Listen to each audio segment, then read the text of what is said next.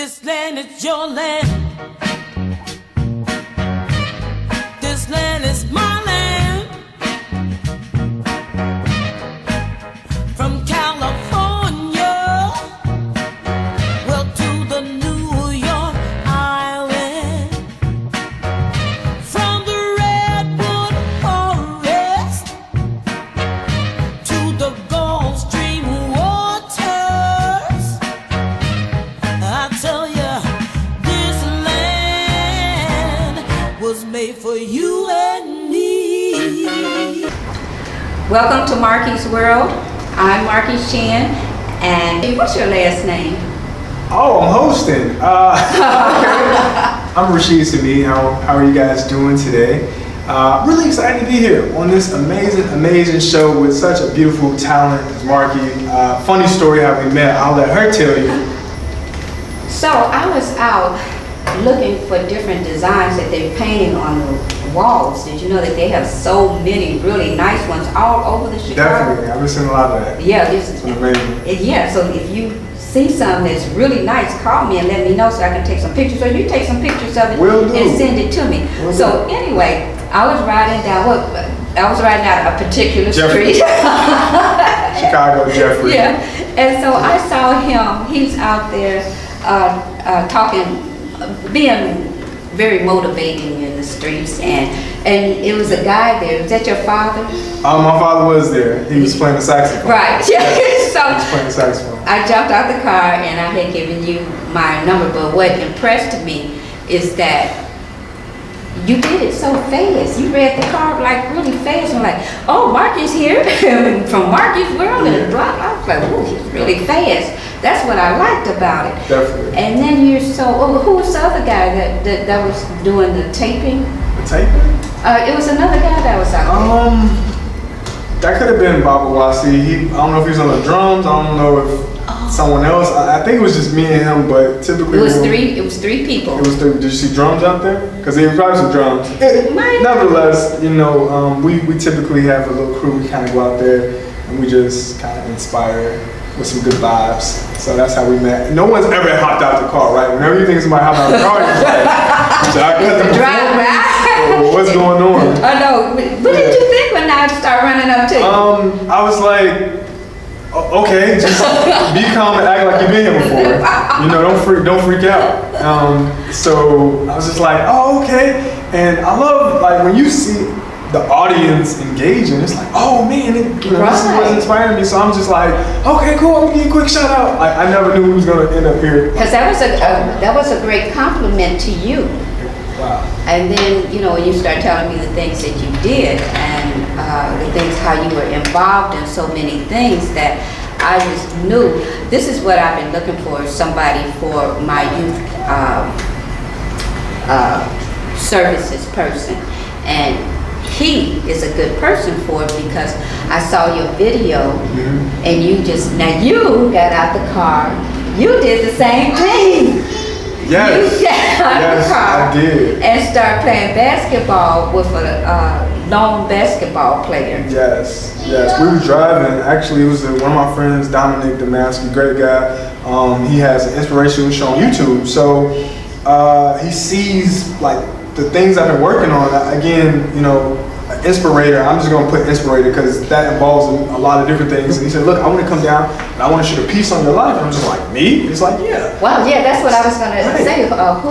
Who is he? Because he has other videos. Yes, Dominic Damaski out of Pittsburgh, Discovering Inspiration, I believe is the name of the show. And he goes around the world finding like people you never know that are doing inspirational things. And he came and shared my show. And I told him, I said, do you want to go to the south side of Chicago? And you know, again, as a white man from Pittsburgh, it's like, you driving? I'm like, yeah, I'm driving around. So I was just showing him the neighborhood. We saw one of the guys out there hooping, and I said, look, this is the work that we do. And I hopped out. He kind of looked at me, double looked like, what are we gonna do? So we're gonna play some ball. Come to find out, he's a D3 athlete. So we played football. No, what is a D3 athlete? Division 3. So he played like somewhat kind of professionally, college, I guess. Oh, okay, all right. So it was a lot of fun.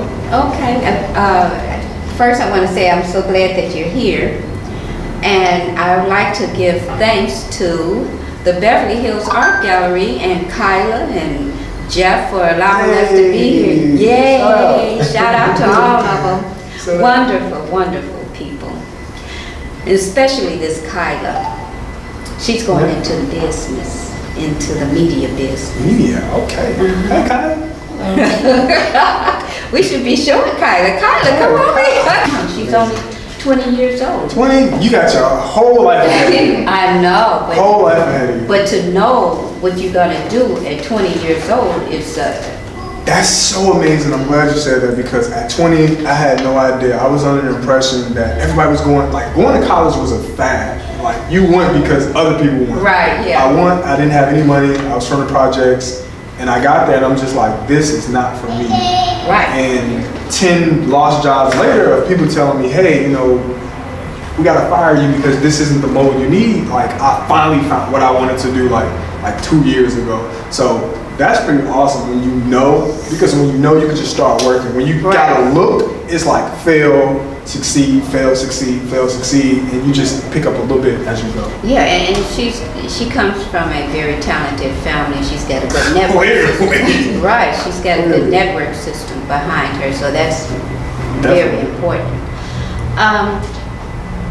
So tell me, what are your plans? What inspired you to start wanting to help youth? You are considered a youth advocate, right? I am, absolutely. And tell me something about what you do and how did this start? Definitely. Well, the music thing started because my dad was a musician. He had an album he released like 40 years ago that got picked up by a record label and repurposed. Oh. So it was apparently that good. Wow. So that's how I ended up finding like the music world, but the motivation all started as a kid and seeing other kids hurt by other kids. I was very sensitive towards that growing up, and I was also bullied a lot too, and I just was like, man, if I grow up, I'm gonna make sure I help and become something that I needed at that age. Coming from a rough childhood, coming from a rough life, you know, you wanna walk away from that and say, okay, what did I learn from that? And what I learned from that was I want to help people be better. And in that, it started as, you know, being an inspirational speaker. And then I realized I like that, but I don't love that. Right. And then it started off as just a lot of different things. Me, you know, putting my hand in this and media as well. Right. And I figured that I got like all of these talents and like I'm a jack of all trades but a master of none, it seemed like. But now I'm just realizing that's all part of the brand, right? So Rasheed the Motivator is motivating through music, motivating through speech, motivating through helping. Like that's the brand, and I think it's very important as you grow and you find your brand, like very specific. What is Rasheed the Motivator? Rasheed the Motivator is a brand, and part of that brand is inspiring and helping people change lives through conversations like this, through music, right, and just helping and giving back. Yeah. Do you have any examples of some of the people that you may have helped?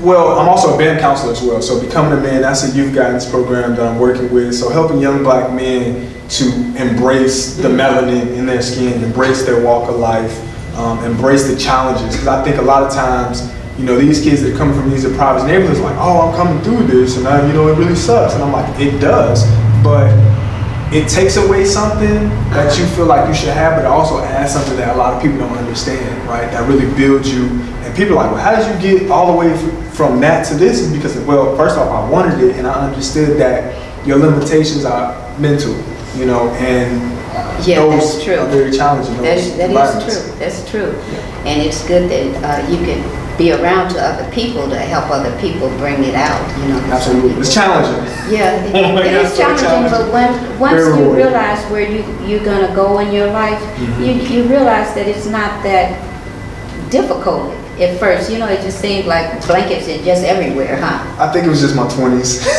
Just your 20s. I think it was just my 20s. I think my 20s was a learning process, and I just kept telling my wife and my family and friends, like, look, 30 is going to be like when I finally could take all the pieces I found in my 20s and like put the full picture together. Right. And I think so hard I was trying to focus on like other people's opinion, because when you're young, everybody has an opinion. Everybody's like, you should be doing this, you should be in school. My mom wanted me to be a lawyer, My dad wanted me to work for his business for free, so I had a lot to try to figure out through all of that. That is true, but you know what? It's going to continue even as you said when you're younger, it's going to continue as you get older, that people are going to tell you what they think you should be doing with your life. And that's tough because as a kid, like, you want to respect the advice, right? You want to respect the wisdom, right? You want to say, yeah, you know what you're talking about. And then you start making mistakes and you start realizing the person that taught you probably didn't fully understand what they was trying to teach. And that's what happened in my 20s, because I found myself just like not really feeling determined enough to do things that I felt my purpose was attached to. And you know, it's funny because sometimes the people that you look up to and admire, who have brought you up, they really don't know as much as you thought that they knew. Exactly. And it's about that. I don't know if this person is watching, but I'm gonna just spotlight them. Oh no! Real quickly. Oh, this is a day to spotlight everybody. We're not gonna name drop. We're just gonna tell them though that, you know, in theory, a lot of things seem easy, right? Okay. Prime example, I'm learning how to ride a bike. Surprise, surprise. I never learned that. You learning right now? I'm learning right now. Oh my goodness. And my daughter, who was here with me today, saw me in my frustration, because when you miss pivotal information and skills that you should get when you're younger, it's kind of trying to teach you multiplication and you never learned addition, right? So now I'm finding myself like, this is super challenging. My daughter's just like, Dad, do it this. She's like showing off, skirting, like, like pulling up really close to me, knowing like I can't keep it straight. But I only bring that up because you're exactly right. Sometimes people that are teaching, you miss out on that information. Why did I miss out on that? I guess my parents just didn't find that important enough to teach me that. And now have you fallen yet? I've just actually rolled down the hill yesterday. Oh, so yeah. How did you stop? My daughter, so this was like my second time on the bike, right? And again, this is just a life lesson of, you know, inspiration, motivation, right? Taking on challenges, because I could have said 30, look, I don't know how to do it, why learn? Well, you know what, that is a challenge. That is a challenge. I mean, just imagine if they start at 4 or 5 years old. And what's funny is I taught her, but I didn't know how to do it. So now I'm trying to learn how to do it, and I went to her, and like, she's like, well, Dad, let's go down the hill. The very first thing we do when we get out there, I'm like, this is my second time riding. And I'm like, I'm feeling determined, but I'm also unsure. And I get out there and I realize you go really fast on a bike downhill. And yes, you do. I didn't have my balance and I start freaking out. Oh my God. So I hit the brakes, I flip over my bike. Oh no. And I tumble just a little bit, not all the way down, but just a little bit to her. And my daughter runs up and she's like, oh my goodness, are you okay? And I'm just like, I get up and the first thing I tell her is like, I needed that fall. Yeah. I needed that fall because I had to get through the fear of what this challenge may be. Yeah, that's true, because you know, that's part of your rites of passage. Yeah. And I mean, what else you didn't learn since you started there? A lot of things. How to balance a checking account. No, I'm joking. But when you come from an environment of impoverishment, you gotta realize that the only things that are really important are things that you say impoverishment, but I saw your house. That's my house. That all praise be to God. Like he had a plan for my life. Right. But you know, impoverishment, we're talking 63rd King Drive. Are you familiar with that? Yeah. So, you know, 15, 16, 17 plus years of that, of dealing with the violence, the drugs, the oppressive thoughts, the lack of opportunity, you know, that can wear on you. And at some point in time, the only thing that matters in that community is numbing the pain, right? So what's going to numb it? The drugs, the alcohol, the things that are, you know, oppressing the community, but yet helping people deal with the daily bouts of the community as well. Yeah, can you imagine that some people don't, trying to travel to another city or state or country, some people don't even leave the neighborhood. Absolutely, and it's sad. It is. It's pretty sad. It's pretty sad. I tell my family now, like, look, you've been here your whole life, like. And they look at me like, man, you know, you got a house now, you just big. Like one of my brother said, look, man, you know, we're not used to these things. I said, no, we hadn't had these things But now when you get those things, like, no, I didn't have a house or a car or, you know. But that's just that's a part of life, and that's another part of your rites of passage. You just keep going on, and when you're in your 50s and your 60s, you know, when I get that age, then you just keep on Absolutely. going. You look great. And going. You look great. She's still in her 20s, actually. We're not going. I had a rough life. There you go. There you right. I had a rough life, you know, but I'm trying to get myself together. Yeah. Hopefully I look like I'm actually in my 20s. No, you look great. Yeah, I would have never, you know, if you, I'm gonna just spotlight you. I guess if you asked me your age, I would give you mid 40s. I would give you mid. Potentially, well, hey, you got it. Mid? Yeah, that is it. It's Okay. actually it's mid 50s. Oh no. I don't believe it if you told me it was true. Well, tell me now, your father, he plays Alto saxophone. the saxophone. Yeah. Do you play the saxophone? I'm a producer, so I play a variety of instruments. What video production. instruments do you actually play?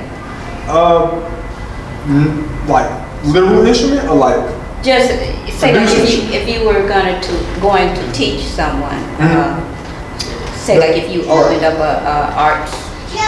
Well, I play the saxophone like my dad did. So Oh, okay. that's something I really enjoyed. I enjoyed kind of that sound of it. But I was never into like learning music. I was more into playing music. And I think that's what producing offers as a musician, that, you know, it's more of, I play a lot by ear as well. Right, So, yeah. that being able to connect with the spirit and find something that's like, you know, I think it's a lot of toxic music out there. And this isn't a shot. And I think as soon as you say toxic music, artists are like, well, who is he talking about? Your music is horrible. You know, I think it's just, what do you walk away? We're responsible as musicians, as teachers, musicians. Where if you're teaching or you're giving anything and someone can listen to it, you're responsible for what you're saying. But you know what, and that's the way I feel, because if you're gonna make a movie, if you're gonna make a play, if you're gonna make a song, I think you should have it the best that you can be. You know how sometimes you have a song that there's songs that's been out in the 20s that people are singing now. Michael Jackson, do you know I bet your little girl knows, your children know Michael Jackson. Yeah, they know Michael. Everybody loved Michael Jackson, and he's dead. And even before he died, you know, that's one generation after another. How did they even know Michael Jackson? Is it called timeless music, right? Right. And if you can come up with something, why waste your time in making something if it's not going to be beautiful, if it's not going to be something that people are going to, like you say, if it's not going to be timeless, what's the point? Money. Oh, okay. Yeah, Money, that's, you know, that's the point. you can, you know, if I say, look, I know you're not a fan of this desk, but if you take it, I'll give you Right. 4 other desks that you may not like, but you get a benefit of taking something you don't want. And that's what's going on. Yeah. Music-wise, I know that the oppression, especially in hip-hop, which is mostly predominantly music that seems like the music industry is pushing, the vibes are so toxic where it's like you got hurt people hurting other people that are no longer in those hurtful situations and yet being paid lots of money to do it. But they're not even talented. They can't sing, they don't have good music, and their music is remade from my time. But you don't need to be good anymore. You used to have to be good in person, but Yeah. now it's trend. We're in the media place. We're in the media times now, meaning that you can be horrible, but if you got 12 million likes, 12 million followers, that means that you got 12 million opportunities to sell the music that I need you to make. And when you come bring me music, I need you to make music that's going to be supportive of those 12 million people that's following you. And sometimes a message of positivity is what they need, but that's not always what happens. Yeah, it isn't, and it seemed like you should be responsible for something like that, especially, you know, like we're what they're considered right now a dying breed. What does that mean? Well, I've heard it, but I really want to. What do you mean? in my opinion, I don't know if it's, it seemed like this is what I'm thinking in my mind, that Black is getting ready to, they're trying their best to get rid of blacks by integrating with different races, and eventually if this continues on, everybody is doing so many things to try to go against the blacks. Right. That it's really sad. But I call it like a dying breed because nobody's coming up to live, to talk up for themselves. And it's in the, like you said, it's in the music, it's in the song, the words. Nothing is positive. So everything that your parents taught you may go to waste. And that's not you, but right. But and you're right. And you know when that. I think we're like 3 or 4 generations behind, right. With mothers and fathers that were really taking care of their children. Right. It's definitely a struggle and it's a challenge. And I think it's called a griot, right? Or Creole. I could be wrong. The person that passes the knowledge down to the next generation in the stories. Oh, yeah. Oh, yeah, yeah. Yeah, I just kind of learned that word, right? Thank you for teaching me. I think that's definitely happening. And I think that the more we give the focus of these issues are happening and oh my goodness, what's going on? It takes away from the strength of being able to fight it. Right. If you're just talking about booty and twerking and sex and violence. And that's what sells. Sex and violence sells. So. Yeah. That's what, unfortunately, that is. But and you see our people are, you know, always being touted out, not for our intellect, but for our assets, essentially. You know, how we look, you know, how we present. Are you handsome? Are you endowed? Are you big breast, big? I mean, it's unfortunate. And it does go on looks. A lot of things, you know, if you're a nice looking person, you do gather up a lot more benefits. And that's unfortunate. It's unfortunate. Being, you know, I think we're all beautiful to, you know. We are. Everybody's beautiful in their own way. It's the image that they want to sell. And really, inside of our own race, too, is really an issue of, you know, light skin against dark skin. We have a big issue with that. And I'm seeing a lot of trends. I don't know if you guys seen on TikTok where it's like dark skinned people act like this and then light skinned people act like this. I'm like, I totally do not act like that. You know, but it's pushing this message and this tone that, you know, light-skinned people are soft and we're more easy to hurt, and dark-skinned people are more tougher. It's crazy. Us light-skinned people are chumps. Right. I'm like, the stuff I see on TikTok, I'm like, look. I'm sensitive. I might have to go with that one. I'm okay with it. Off of stuff. And that's okay though. And in our community, as a counselor, working essentially in a mental health program where I'm challenging guys to be aware of themselves and challenge themselves to be better, it's okay to be emotional.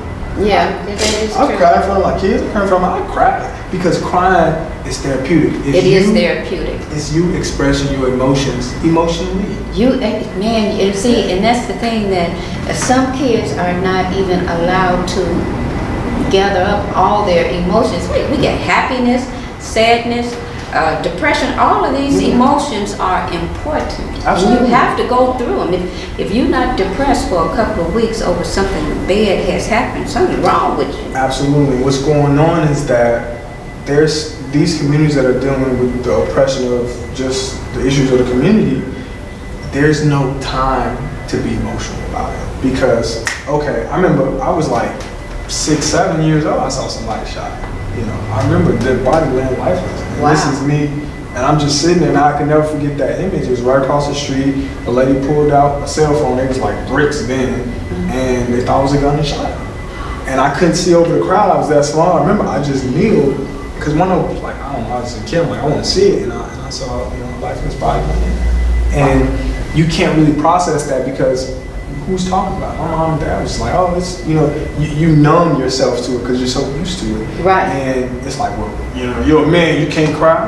Well, my son cry all the time. I said, look, man, we go ahead and take it out. We talk about emotions. Yeah, and that's a good way of getting through and over a lot of situations because a lot of things, when you hold things in, when I was growing up, I used to hold things in for a long time. Yeah. And then I snap at somebody. Exactly. You know, they do something really good. I'm like, this person did 1,001 things to me, but I didn't say anything. But then on the 1,002 thing, small, meaningless, I was like, I'm ready to kill you right now. And they're like, well, what was wrong with her? I didn't do anything. And that's how I got fired off 10 jobs. Oh, That's like, no, look, if you're like, you got fired 10 times, because look, I'm gonna let y'all know, I got camera A and camera B here, look. I was great at getting a job, but because of the emotional complexity that I had to do, I was bullied a lot, I was teased a lot. what would they tease you a lot about? Well, I wasn't always this handsome. Oh, what? I was kind of the Beauty and the Beast story. Oh. You know, I remember as a kid, my teeth had rotted out because my dad let me eat Reese's all night. Oh. My God, I didn't have, at that time, I couldn't afford really nice glasses, you know. And I just was a shell of myself. I was not confident at all. And I started realizing, maybe through high school, like, man, like, it was like girls that were like, interesting. I just thought, like, look, I got so much I'm going on, I can't even think about that. Like, fine, whatever.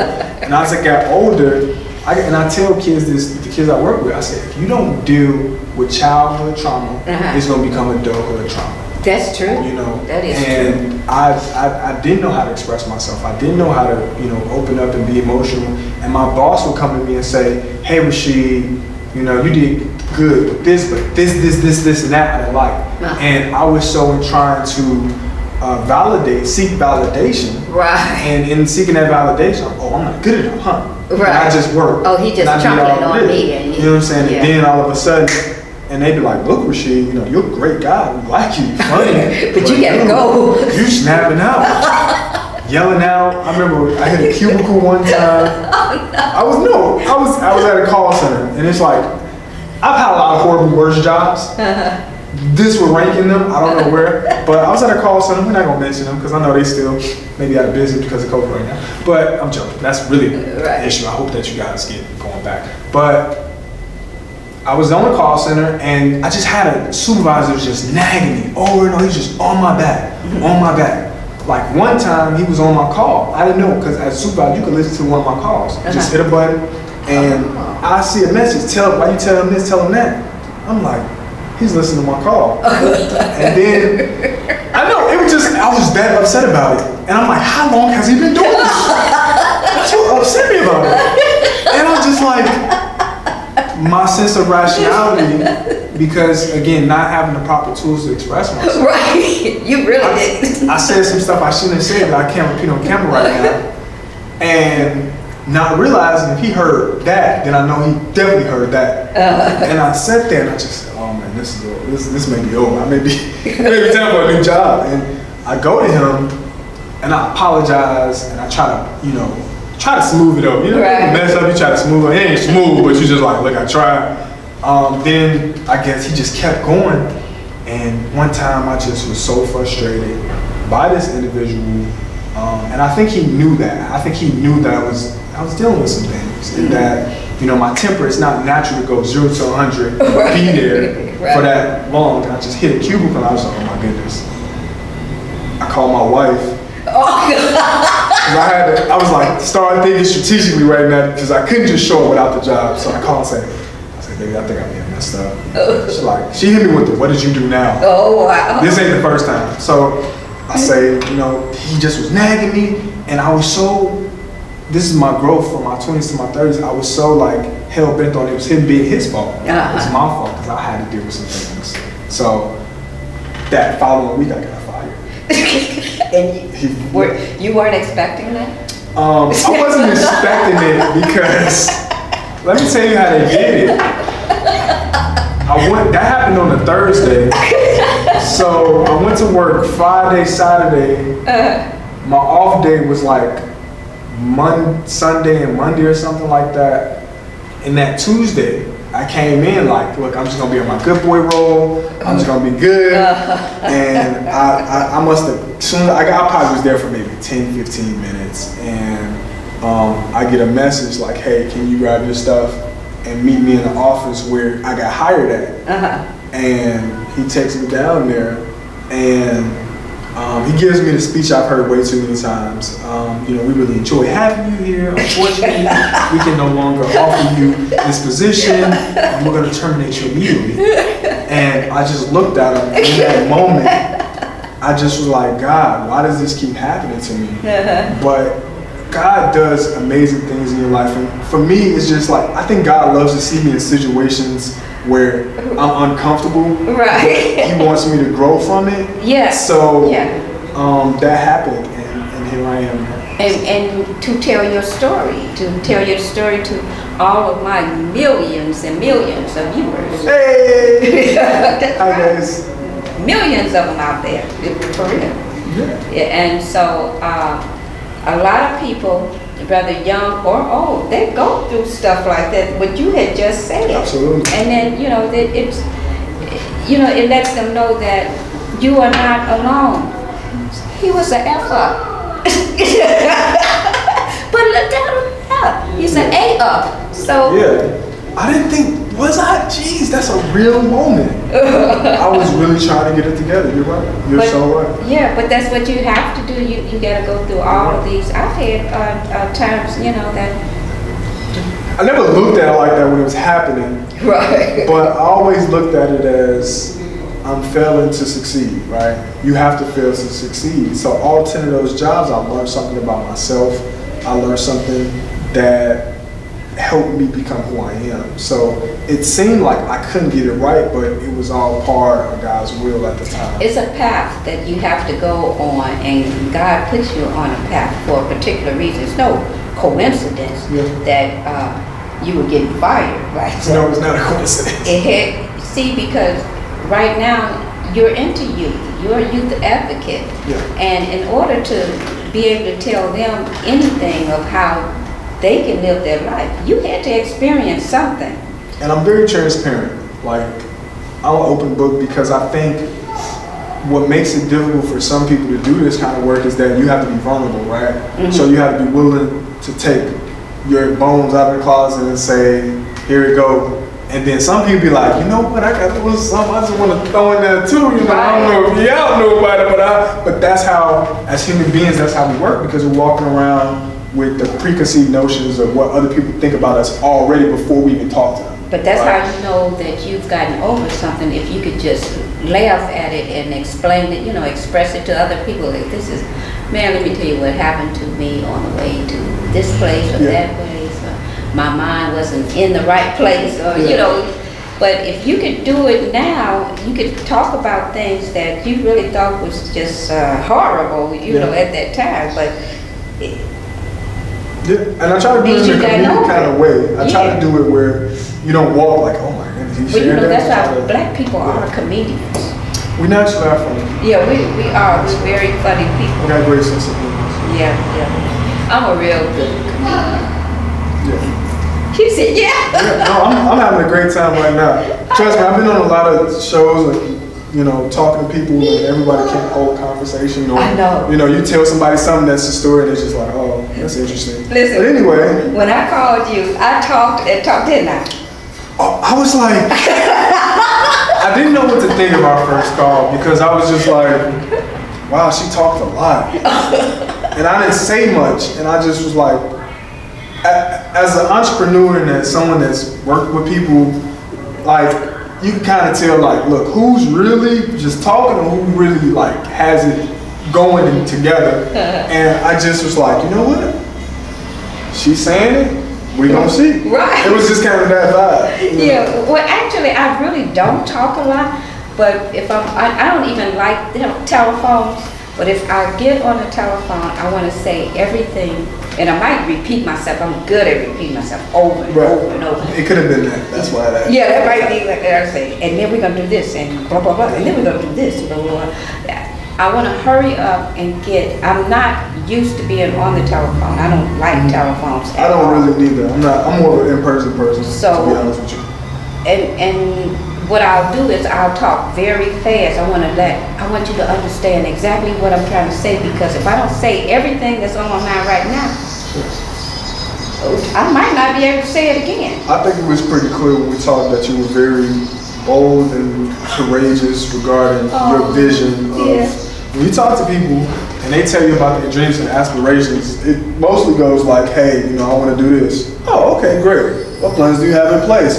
Well, I was thinking about going ahead and starting. Hold up, you ain't got the goals in place to get to the dream. Like the goals are the blueprints of the dream. Everybody can get a dream. Like, yeah, we all got dreams and aspirations, but if you don't put in the work and the time to do that, if you don't take the risk, then you're just somebody that wants something that everybody else wants. Yeah, you know, I have some really good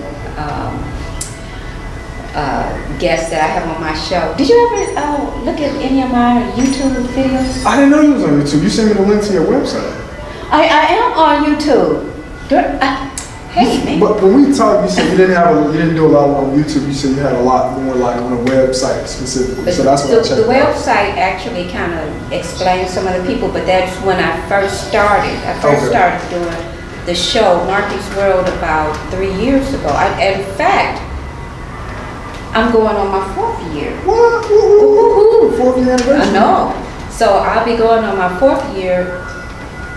No, I'll be going on my 4th year very soon. Mm-hmm. And my first day out, I had like a cast of, it was crazy. I had my first day, but I'll tell you about that more because I'm a go-getter. And yeah, I'm a go-getter. And so people ask me like, how do you get these people? And I say, I call them up and I ask them. There you go. And they're like, you just call these people up and ask them? I said, it's the way you do it. Yeah. It's just the way you do it. And they, for some reason, they like me. They be like, okay, Markie, and I be like, okay, well, that's good and that's great. And you had like it's very few people in this world you can tell no to. And I think when you meet people that are just like really passionate, it's very difficult to just say, nah, I'm good. So I just like, the curiosity from what you was telling me just had me say, you know, I have been on Can TV, I had a show on Can TV. Oh, you said you had a weekly show? We had a weekly show. We did a season on Can TV, Everyday Issues, where we talked about daily issues like violence, love, just things that in society we would have a conversation at the barbershop or something, but then we would talk about just a general question about it, offer our personal perspective, but also offer some facts about that topic, and it's pretty good. It's pretty cool. But that's what I like to do, bring information to people that are out there that don't know a lot of things. You know, like you may not know who is AARP, you may not know who Medicare is. These are people that I try to contact and try to have on my show, things like that, where they could tell us something. These people are more than what you think they actually are.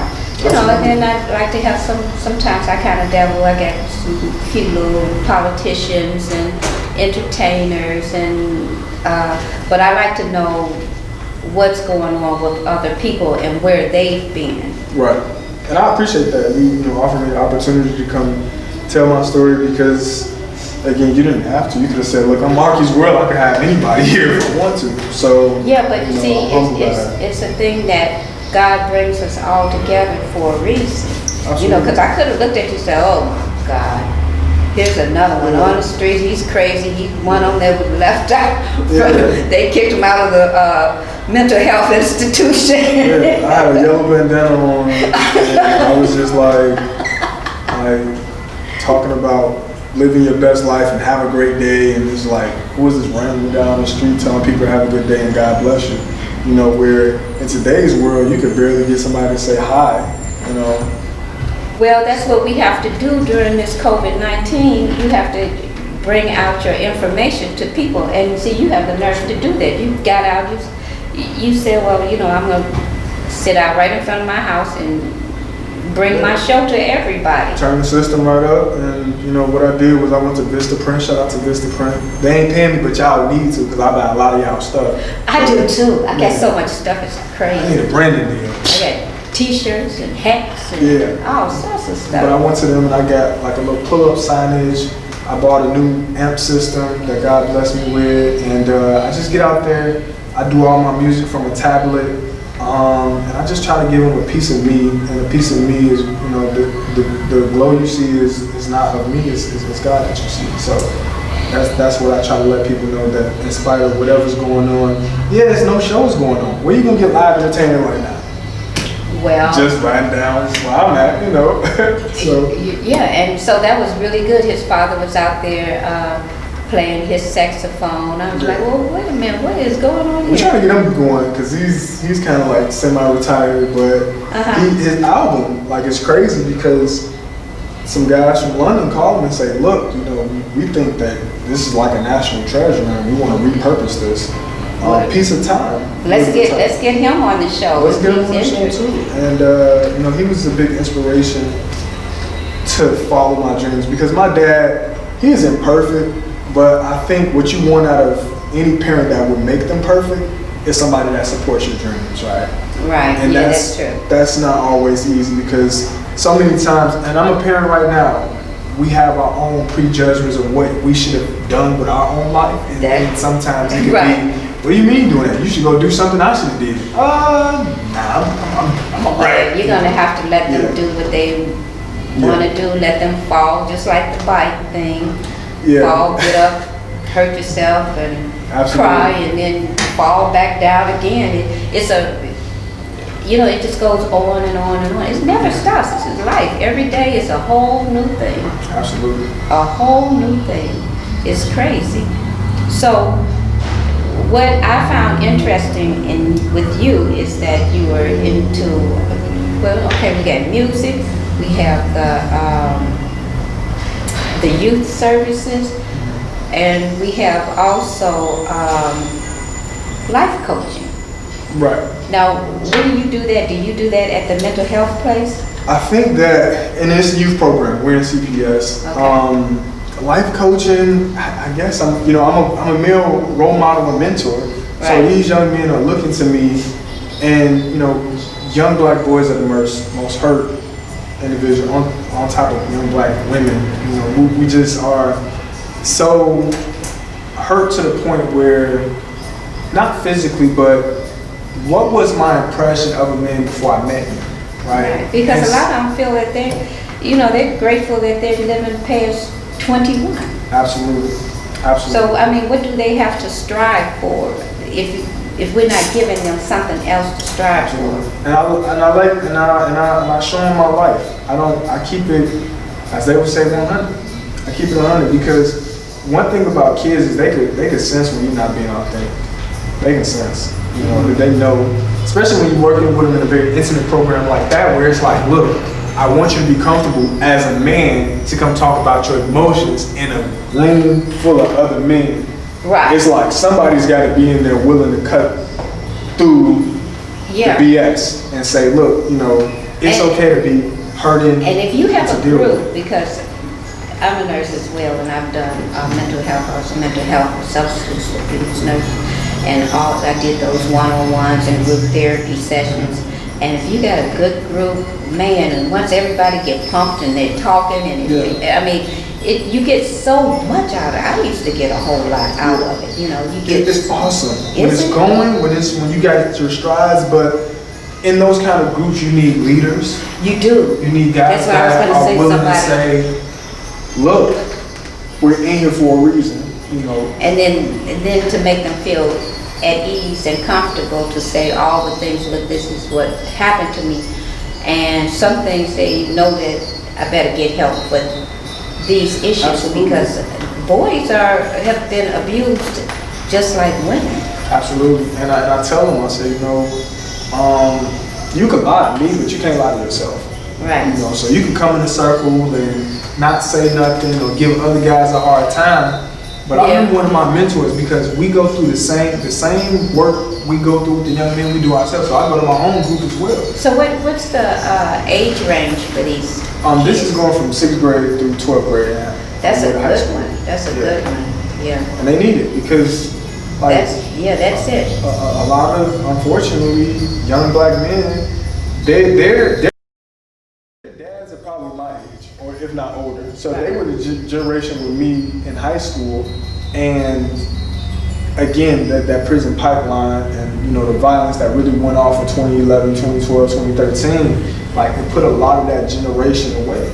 And a lot of guys, they have their dads, and what I don't really like is even when people, you know, the young men have male role models, it's like their dad feel like, okay, well, I'm teaching you the best, you should learn.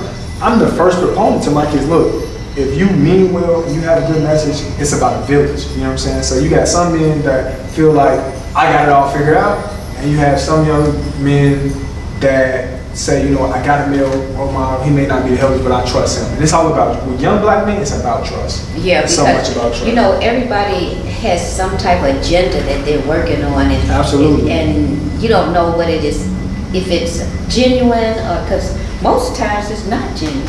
It's not, and I think that some guys look at it as, it's a program, it is. And you know, there's a responsibility to get about 55 students in the program. And I try to, now, I guess when I first started, I'm like, man, it's BAM, come be in BAM. But I think what they want to see is they just want to see you and get to know you. And then, in getting to know you, then they'll say, it's like a relationship. Right, You know, it's like family. You have to let them know that this is family, we're family, you know. But that takes time. And yeah, that takes trust. It does. And we were, man, just. Trust is that's the word. Yeah. Trust. And we were just getting there, then like COVID-19 hits, and then like, it just went ghost. Like hearing from the guys that I would hear from daily, you know, it was just like, I don't know if CPS really had a good enough plan. Again, they did the e-learning, which I'm not here to say if that was right or wrong, but you know when. But you can do it in smaller groups, maybe 3 or 4 in there. Right. Everybody is, you know. Well, you're dealing with high school students, and BAM was an option, and if it ain't really class, and I ain't got a force to be doing it. Oh yeah. You know, so that's where the trust and the integrity of the program really comes in, because a lot of times the purpose of the BAM program was to sign up to become a man, quote unquote, meaning that you take the steps necessary. And if I was being taught about integrity, accountability, respect for womanhood, positive anger expression, these values, it's just like me in the bike situation. When you learn early, it's easier to get it. When you wait later, it's harder to pick it up. Yeah, because you could have broke a bone. I could have. Thank God. You know, it's crazy. I landed on my back and I didn't have to put my arms out. So. But you know what? I had just thought about this a couple of days ago. Although the schools are out, there's some kids that are really having problems. I know they're saying that you can get clothes and food, but sometimes parents don't even care enough to even venture out to even help them that way. Right. And the parents are the enemy. And that school was like, kind of like the track that separated the mom and dad from going crazy with the children. They're in school all day. Yeah. So now we got some kids are at home with crazy. Yeah, that's absolutely true. That's true. And the reality of that is that that's what BAM offers, an opportunity to talk about those things. Again, you know, we're doing BAM Summer right now, so we're, you know, trying to connect and just let the parents know that, you know, there's someone there to talk to them. But it's on the parent at the end of the day. If I let my son watch Baby Shark all day, he's not gonna know his ABCs. He's not gonna want to do nothing else but that. Right. So as a parent, it's tough to tell a parent, look, you know, you have the authority to have him come to group, and you can make that mandatory. But a lot of parents are like, look, out of sight, out of mind. It is forcing. This is a really honest point, because, you know, God is really putting the world in a place where the mirror is in front of you in many different ways. Your walk of life, your walk with Him, your walk with your children, your friends, everything is coming to the forefront to really hopefully bring insight to say, look, how am I doing where I'm at right now? I see. Yeah, that is true. We have so many issues that we have to. Black Lives Matter, and it's just so much going on. It's a lot, and I try to You know, when I talk to my dad's always like, look at the news, like this happened to happen. And I try to tell him I'm so busy trying to inspire and motivate. You can't like motivate and still be like, man, did you hear about this or that? That would take away what I'm doing on the street. And what you saw on the street was a passion to help people.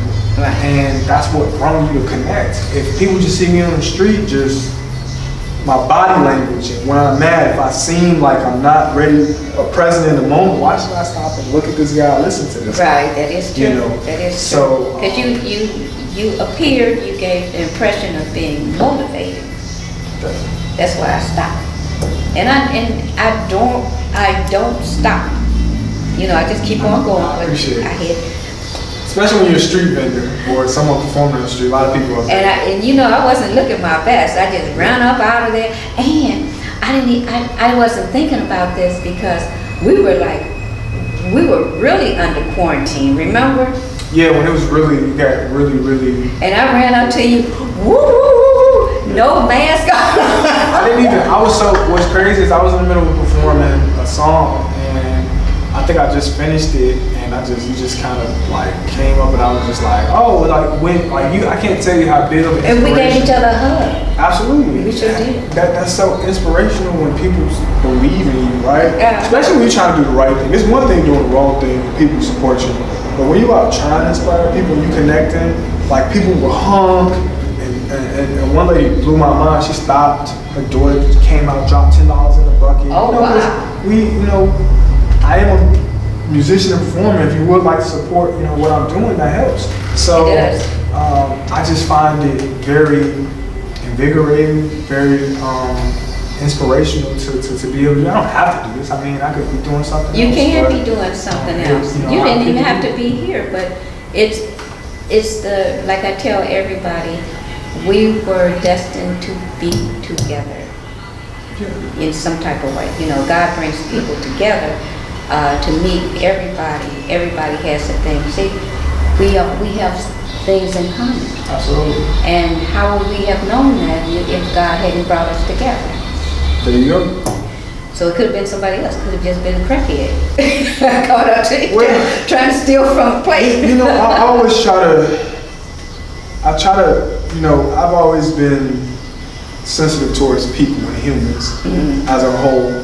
And I've had situations where people would come and I knew they probably weren't in their right mind or right space, but God cares very much on how we treat his people. And that's something I try to be very aware of within my personal walk, within how I treat others, because at the end of the day, as a believer, I do feel that there is spoken that there will be an account for, you will have to make an account for everything you said and did. So Right, that is true. if that's the case, there's enough bad choices I've made. I Yeah. need as much as favor as I can, so it doesn't take a lot of energy to treat people nice. It actually takes more energy to treat people bad. It does. Because It's so it's much. meticulous Uh-huh. and it's methodical, Now tell me something. What's going on with the T-shirt? T-shirt. So again, design work is what I do as well. Oh, you do. You design T-shirts? Yeah, I designed this shirt here. I had a designing business too. I don't know. That was one of the jobs I thought was passion. So I really like designing and all creative things. Okay. So you put that together right there. Yes. So you're looking at DJ's daughter, and for the life of me, I can't remember her name right now. But it was my nephew who unfortunately got into an unfortunate situation dealing with gun violence. Right. And he was killed. And this was a shirt I put together, and it was actually the DJ project was an event we were going to have, but unfortunately things didn't work out. But it's also a movement as well, where you're just trying to bring light to Demaria is her name. Now that I think about it, her name is Demaria, and he died, and unfortunately he Sorry left to hear that. 3 kids behind. So. But that's a story that we hear so often. Yeah, and it's unfortunate. And now we need people that's willing to fight the good fight. And, you know, again, just going back to the Bible. It's gonna have to be a good fight. It's gonna really have to be a good fight. Absolutely, and it's plenty of blessings, but the work needs to be done. And I think that's what, you know, media, that's why I love you doing this, because creating media See what I'm talking and about? looking at media are two different things, because, you know, the mass media has an agenda, and you got an agenda. We all got an agenda when we create something. Right. And we have control over what we absolutely put out there. And what I see is, I see a lot of fear. I see a lot of fear. God doesn't want us to work in fear. You know, That's true. When we work in fear, we doubt Him. When we worry, we doubt Him. We're more anxious, you know. And because of that, we can't, you know, hear Him how we need to hear Him.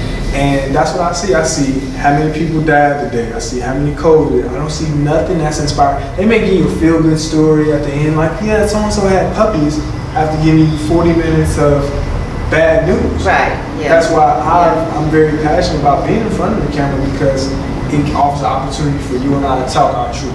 That's At the end of the day. So true. So we will be having more stories to talk about with Rasheed.